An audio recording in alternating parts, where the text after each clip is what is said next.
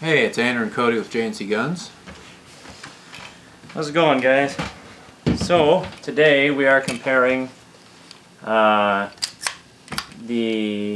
American Tactical Imports 1911 military style handgun with Andrew's Series 70 Colt 1911. And so I haven't done anything to this. This is exactly how it came from when I purchased it. I purchased it at a local gun company, but I purchased it brand new. Came in a box and came with two 8-round mags. ACT mags. It says so. Great 8-round mags. Great magazines. Haven't any problems with them. So it looks like there's chrome up here to make it smoother feeding. So that's what it came with. The magazines are blue. The gun is Parkerized. And this gun, I've just put on this Hogue wraparound grip here, and I've had the Bomar style target sights added on there. But other than that, this is a mil spec one as well. It's the Series 70, so it's an older Colt I got to use. It's got the curved mainspring housing and the GI style grip safety and hammer. Now the reason we're talking about these is because this is becoming a fairly popular handgun to buy, simply because it's a 1911 and it's at a very low cost. And I've always been curious, you know, Andrew's always been a very big Colt fan, and I've always been a big 1911 fan, and it's not that I don't like Colt, I just have a hard time sometimes justifying the price tag behind them. Which I can totally understand. And Colt is proud of its name. This gun was several $100s more than that, and my Series 80 1911 was even more than this. And you know, if I were going to pick a gun to go camping or hiking and just kind of use as more of a beater gun, I would pick that any day over this, because I'd be more worried about getting this thing marred up, especially because his is Parkerized and mine's blued. And I hate to be the one to say this, and this is kind of funny, laugh at me all you like for this, but I'd be the kind of guy that if I had two trucks, a cheap one and a nice one, I would leave the nice one at home because I don't want it to get messed up.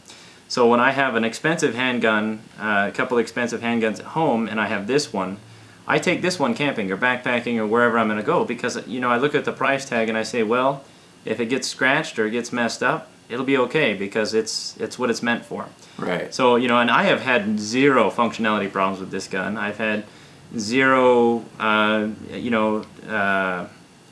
what's it called? Cosmetic errors. Nothing that I would say needs to be redone. The Parkerizing, I've carried this many miles backpacking and other things. You can see some of the wear and tear, and you know, that could be a fault of my holster, or it could be the fault of the gun's lighter layer of Parkerization. It's a very thin layer. It looks nicely done when you first get the handgun. And you know, check our other videos. I've done a couple on this already. And you know, the same thing is happening here with mine, with the bluing on there. You can see that there's some bluing right here on the slide, or some places where the bluing is kind of getting eroded away on the slide. And I think that might just be holster wear. I don't know, but and I've got it right here on my lever as well, a little bit. Yeah. The part that sticks so out. do I. Yeah, I got a little bit here on the safety, right there. So as far as some of the differences, the big difference is, you know, obviously you can tell if you look at his sights, they're different, but that's something he has done aftermarket. These are the standard GI sights, and well, they do allow you to aim a little bit. You know, they're all black. It's a GI sight system. There's no dots on there. So you could color this a little bit with some fingernail polish or paint or whatever you want to use. One of the things I like about this that I don't see on all the older ones is that this has a little bit wider hammer on it, so it's a little easier to grip. Yep. I don't think it's that big of a difference. His has lines on it. Mine is checkered. This piece right here. Mine has these ATI 1911s have a lot of stamping, a lot of marking. You know, you'll notice there's the symbol here. I do have aftermarket Hogue grips on them. They come with some fairly They just came with the brown flamboyant brown, brown reddish wood, and I wasn't a fan of that, so he had some extra ones sitting around. They come with some stamping here. It says Rochester, New York. You know, you've got serial number, all that stuff. You got the ATI symbol. You got American Tactical in 1911. You got the ATI symbol again. You got manufacturer Philippines. Whereas, you know, some guns come highly stamped like that, but this one is on the left side of the gun has the, you know, the Colt. What does it say? Colt Mark IV Series 70 government model, 45 automatic caliber there on the side, and it's in pretty big lettering. And the reproduction Series 70s the Colt's making now have smaller lettering there, but I mean, why? I don't know. There's nothing wrong with that. If you can have a reproduction or the real thing, why not have the real thing? So another point I've noticed that's different between mine and his is that the safety on mine has a button. I don't know if you can tell. It's more of a little knob, and it's just short. So, you know, it's not really a problem I ever have reaching it. Whereas Andrew's has more of a line, you can see. So it's kind of hard to tell. I don't know if you guys can see that. So mine's like a simple little button knob just here, and his is more of a lever. So that's a little easier on his. Yeah. Some of the things they've done with the metallurgy that are a little different is right down here. Well, see if I can hold it up so you can see it a little better. Right down here, there's just kind of a more profound cut on the frame, whereas his, it's a little more rounded. Same thing on the slide up here. If you look up here, it's just, I don't know. Yeah. I really don't know a lot about metallurgy and whether that makes any difference in the quality or durability of metal, but it's just something I notice as being different. Yeah, I mean, other than that, I mean, I can't rightly come up with too many reasons or justifications on why I would not buy this handgun and why I would buy that one, other than...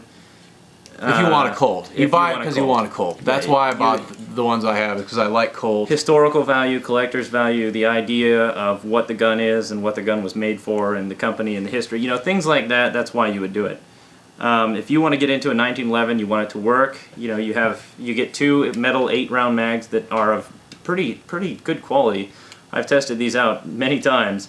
And I think this just came with this is a newer one, but it's just a standard Colt 7-round mag. It doesn't have the butt plate or anything like yours. It doesn't have the window telling me. Well, it has the window, but it doesn't have the number. Right. So I mean, honestly, I'm a big fan, big supporter of this gun. I like it a lot. For the price you pay, you get an amazing deal, I think, and even if you buy it brand new. So if you can find one of these used, and I think you can buy these brand new for about $450. Which is nothing. That's cheap for a steal. That's almost, I've seen, you know, Colts easily, regularly. 600-700 and up for double. Yeah. You know, and you get into the nicer ones, the custom ones, some of the other stuff, and you're looking at over 1,000. So. Yep. And 1911s are the kind of guns where you can modify anything. So if you want different triggers, you know, this is a great place to start. Like I said, I have different hand grips because I think the other ones look kind of dorky. And that's a separate video I'll be doing of just my personal take on why I like 1911s, and customizability's got to be one of the big things. But so there you have it, guys. Here's your 1911, your budget gun. Here's your Colt. You know, we have nothing bad to say about it. I've got nothing bad at all. It's obviously tried and true, and mine comes from a newer company. I just wanted to give you guys maybe a hands-on look at the differences. If you want to see more, let me know. If you want to see anything, want to maybe see the internal parts compared piece to piece, whatever you want to see, let us know. Tell us what to do, and we'll do it for you. You know, we got the time, we got the stuff, and we love doing it. So, take care, guys. Make sure you subscribe, like us if you like us, and keep watching our videos.